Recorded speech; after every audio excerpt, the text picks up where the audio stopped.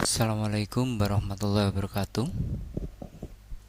Pada hari ini kita akan melaksanakan penjelasan yang kedua tentang jurnal penyesuaian. Jurnal penyesuaian perusahaan jasa untuk seri 2 ini, sebelumnya jangan lupa subscribe dan like and share. Kita mulai. Seperti yang pernah saya sampaikan pada pertemuan sebelumnya, jurnal penyesuaian, akun-akun yang perlu dibuatkan adjustment atau jurnal penyesuaian antara lain: 1. Yaitu perlengkapan, 2. Penyusutan aset tetap, 3. Utang beban, 4. Piutang pendapatan. Ini sudah kita bahas kemarin. Materi kali ini yang akan kita bahas adalah meliputi beban dibayar di muka, kemudian pendapatan diterima di muka, dan yang terakhir piutang tidak tertagih. Seperti yang saya informasikan kemarin anak-anak, bahwa neraca saldo atau akun-akun buku besar pada akhir periode perlu adanya suatu penyesuaian atau adjustment. Ibaratnya demikian. Kalian punya game. Game itu harus diupdate terus-menerus. Kenapa harus diupdate? Supaya tidak expired, supaya tidak kadaluarsa, supaya tidak kuno, dan sejenisnya seperti itu. Demikian pula di dalam akuntansi. Akun-akun di neraca saldo ini harus dan wajib untuk disesuaikan. Supaya apa?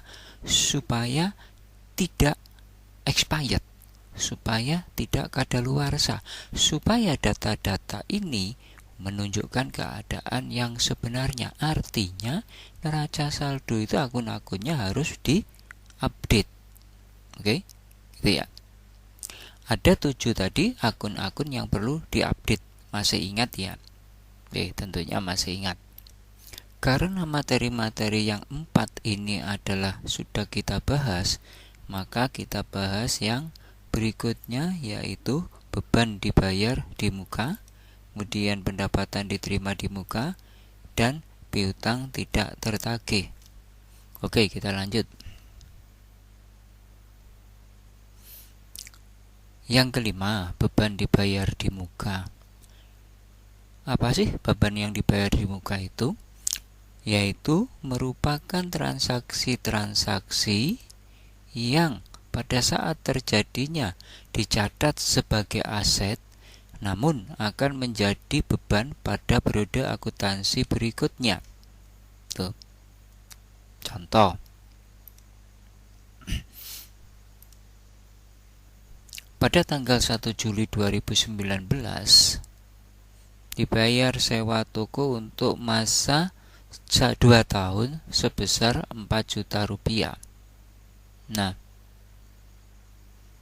maka yang akan dicatat sebagai harta, maka di dalam beban dibayar di muka ini pencatatannya ada 2 metode. Metode yang pertama yaitu apabila dicatat sebagai harta atau aset pada saat terjadinya transaksi tersebut. Tuh. Apabila dicatat sebagai harta atau aset, maka beban dibayar di muka dalam hal ini adalah sewa dibayar di muka atau sewa toko dibayar di muka, maka cara menghitungnya adalah angka yang dicatat pada akhir periode adalah dicatat sebesar yang sudah menjadi beban. Ini yang perlu digarisbawahi, yang sudah menjadi beban, yaitu yang sudah menjadi beban adalah mulai Juli sampai Desember. Kita hitung Juli, Agustus, September, Oktober, November, Desember. Berapa bulan? 6 bulan. Dibagi 2 tahun. 2 tahun itu adalah 24 bulan. Sehingga Juli sampai Desember 6 dibagi 2 tahun 24 kali nilai 4 juta rupiah, yaitu sewa selama 2 tahun ini 4 juta rupiah, ya, sama dengan 1 juta rupiah. Nah, ini yang sudah menjadi beban. Berapa? 1 juta rupiah. 1 juta rupiah itu selama berapa bulan? 6 bulan. Maka jurnal penyesuaiannya adalah sebagai berikut. Oke, sebelum kita masuk ke jurnal penyesuaian, yang ingin Bapak tekankan di sini bahwa jika dicatat dengan menggunakan metode harta, maka itu adalah di sini. Nah, saya blok dulu. Nah, oke.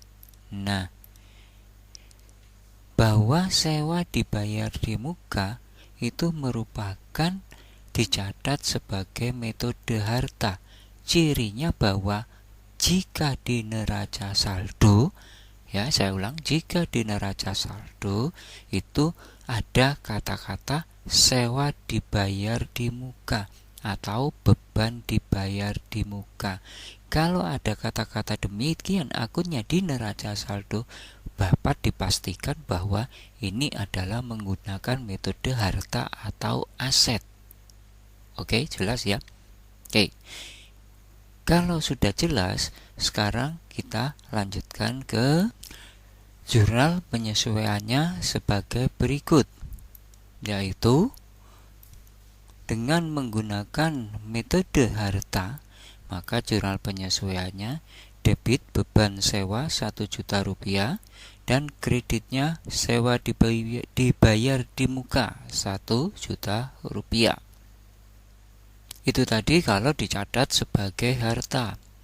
Sekarang bagaimana kalau dicatat sebagai beban? Jika dicatat sebagai beban anak-anak, maka penjelasannya demikian. Angka yang dicatat akhir periode sebesar yang belum menjadi beban. Ini yang perlu digaris bawahi. Yang belum menjadi beban. Yaitu berapa? Yaitu mulai dari Januari 2020.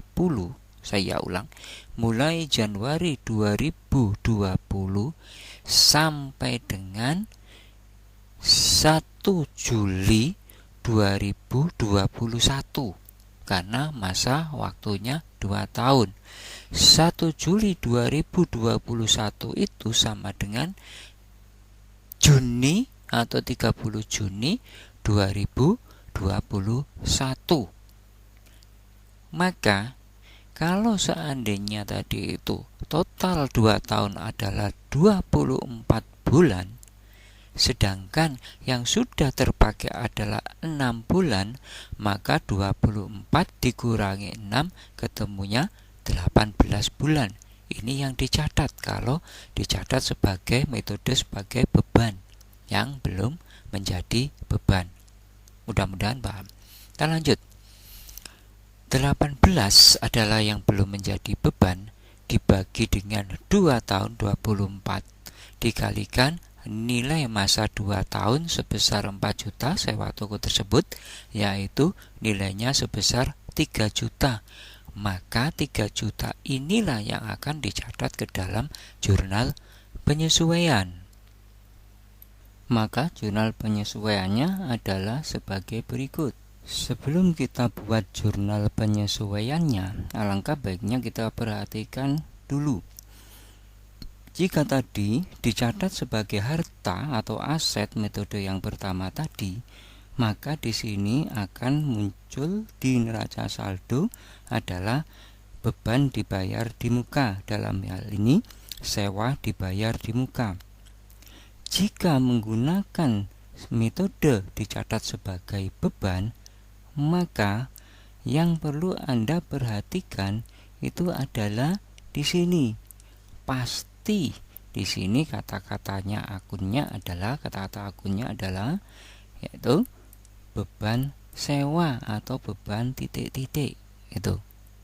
Saya ulang, jika menggunakan metode harta, maka nama akunnya yang di sini dipastikan sewa dibayar di muka. Namun jika menggunakan dicatat sebagai beban metodenya, maka menggunakan kata-kata akun beban sewa. Nah, mungkin muncul pertanyaan dari kalian, loh Pak, gimana, apakah mungkin dua-duanya ini di neraca saldo tercantum? Jawaban saya, tidak mungkin. Pasti salah satu. Salah satu gimana?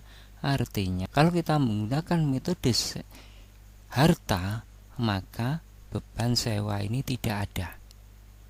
Ya, tidak ada.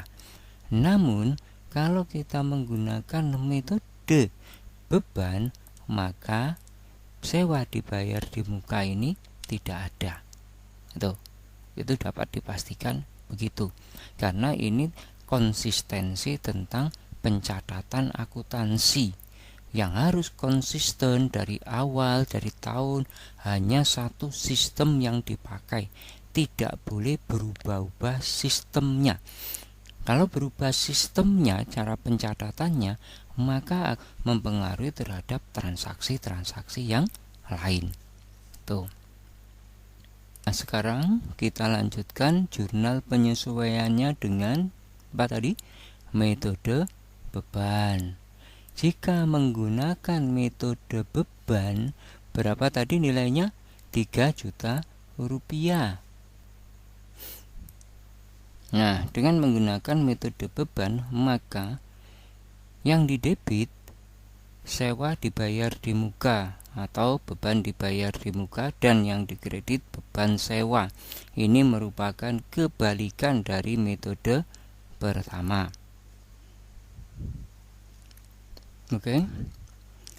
Tadi sudah saya sampaikan, yaitu materi yang ke-5, beban dibayar di muka. Ditunggu episode selanjutnya, yaitu pendapatan diterima di muka serta piutang tidak tertagih. Terima kasih banyak atas perhatian Anda semuanya. Mudah-mudahan bermanfaat bagi kita semua. Assalamualaikum warahmatullahi wabarakatuh.